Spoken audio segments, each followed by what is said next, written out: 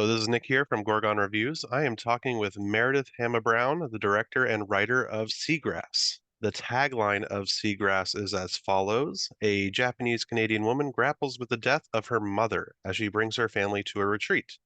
When her relationship with her husband begins to affect the children's emotional security, the family is changed forever. Thank you so much for spending time here today, Meredith. Of course, thank you for having me. I like to ease into interviews first by getting to know the person slightly better. And with that, I want to know what's the first movie you remember seeing in theaters growing up? Oh my gosh, I have no clue. I feel like the one I remember earliest is Titanic, but I definitely saw a whole bunch of other films before that. I think Titanic was, I think I was 11 or 12 at the time, and I just remember holding hands with my sister the entire time because we were so excited about it. Um, and yeah, I don't remember. I know I saw tons of movies before that, but I just don't remember them specifically. Important to know the one that's most impactful, at least. So it was Titanic for you, I guess so. As an an event. 11-year-old, it was. And what first got you working in the movie business? So I first started working in film, I guess after university, but I would say the first time I became interested in doing film was from going to the University of British Columbia. I got into the film program, and from there, I just really fell in love with it once I had a few of the basic tools. Um, and yeah, I grew up on Vancouver Island, which is, there's not a lot of a film community there. So yeah, I think it was when I moved to Vancouver that that opened up for me.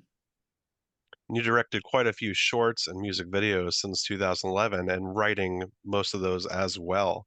From all that experience, did you know you're ready to tackle a feature-length film like Seagrass? I don't know if I knew that I was ready. I don't know if I was ready. I think it's always going to be such a huge learning curve, and it certainly was. But I knew that it was time in the sense that not necessarily that I was prepared as a filmmaker so much as that I knew that, it was the next thing that I needed to do to grow. And then once I started, of course, that growth comes. Mhm. And you were able to get funding from TIFF, was it, to get this project Telefilm, off?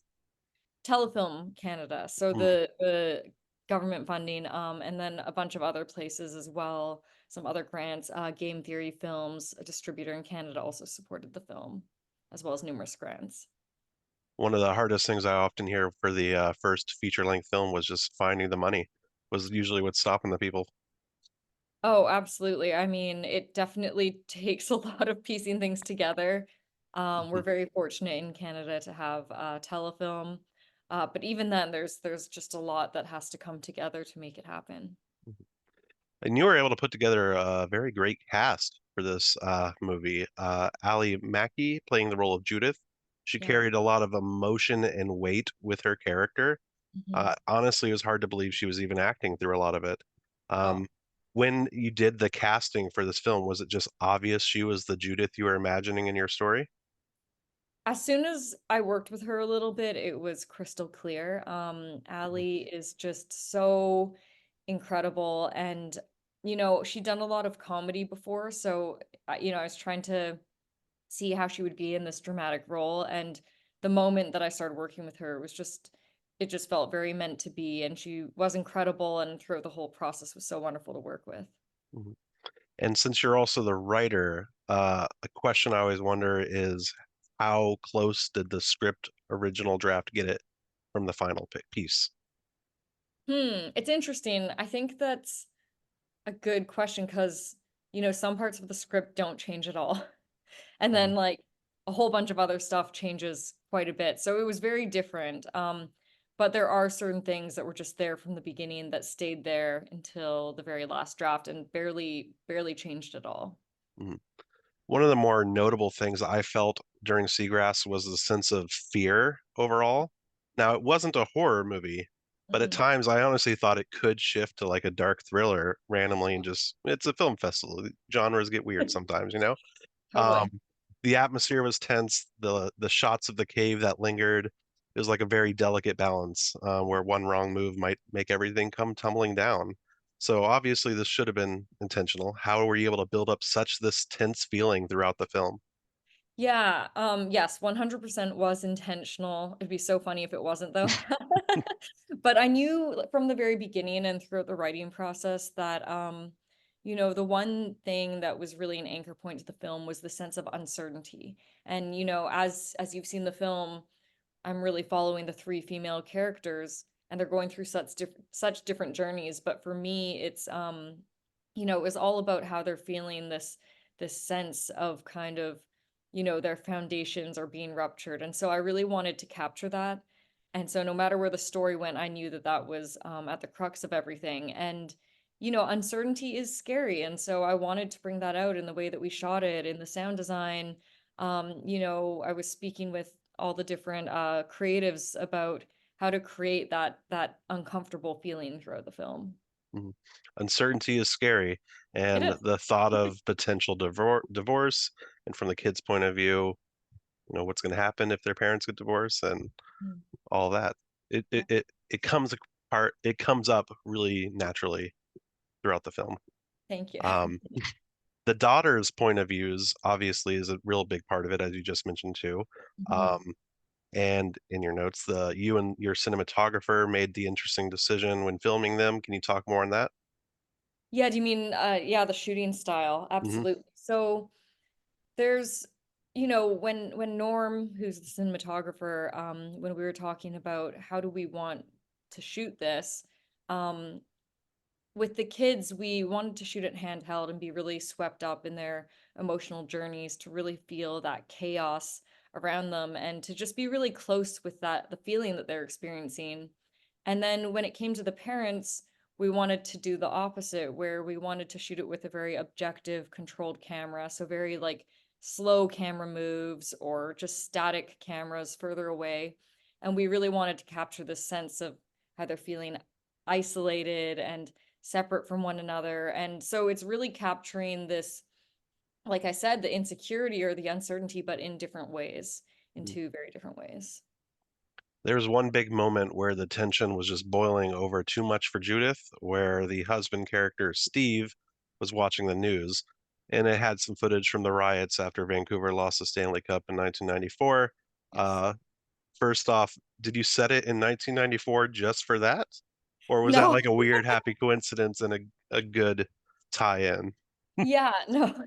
It was so I knew it was set in the mid 90s because for me, the most important reason for that is, of course, the film looks at the incarceration of Japanese Canadians. And I wanted to tell a story of someone who's a mother of young children who's grappling with these questions around what happened to her parents Mhm. when she can no longer ask them. And so, it could have been roughly in that time. But then when I was thinking to events that happened, and I was like, oh yeah, the the riots, the Stanley Cup riot, and just with Steve being into hockey, and it's such a Canadian thing. That's when it sort of evolved to being specifically 1994. Mhm. Mhm. Um, there's two different notes here, but the first one, on the note about the incarceration of Mhm. Japanese Canadian citizens, um, was the goal to make the retreat kind of feel isolated and prison-like in a sense because they're on an island? Was that the goal you were going for? That's so smart, Nick. So uh, absolutely was meant to feel enclosed, isolated. I loved the idea of them being on an island specifically because you can't escape, and then furthermore enclosed within the walls of this retreat. But I never even made that connection, which feels so like, yeah, obvious now. That's So I I guess no. I live on an island too, and I just get that normally. Yeah, yeah, yeah. Um, and on the follow-up of the hockey note, in case you didn't know, here at SIFF, there was a documentary also playing. I just came here for the riot. Um, Yes. it's gonna be on ESPN.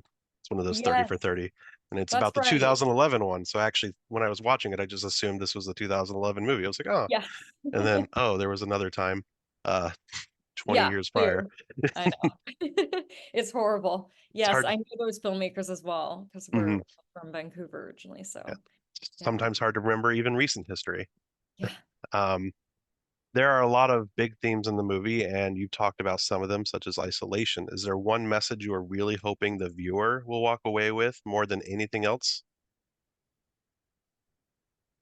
I don't think that there's something like a clear message of like I want someone to get this kind of like theme statement from the film because I think in the film there's, like you said, there's a ton of themes, but it doesn't try to answer all of them because I think it would be too simplistic, at least in the film, to do that. So for me, I want people to feel a sense of connection. I think there's a lot of different things that people can get from the film. Like I said, it talks about Japanese Canadian identity. It also looks at mixed race identity, but it also looks at motherhood and loneliness and grief and Mhm. sibling dynamics. So for me, it's very fulfilling when people watch the film and feel, a sense of connection or that their own lives are reflected in the film in some way. Although the film doesn't end up with everything wrapped up completely at the end, I will say, um, I do think it overall answers the main narrative question that was out in the open for the lead Yeah. couple. And it was a very powerful scene and one that can sit with the viewer and still kind of end suddenly at the same time. Yeah. Uh, when you were writing it, was that the ending you always knew was going to happen, or did that come apart or come naturally? No, we actually shot more ending, and then I think it was a Friday afternoon, and we had to lock the edit Monday morning, and I thought, "Oh, wait, what if we get rid of all this stuff?"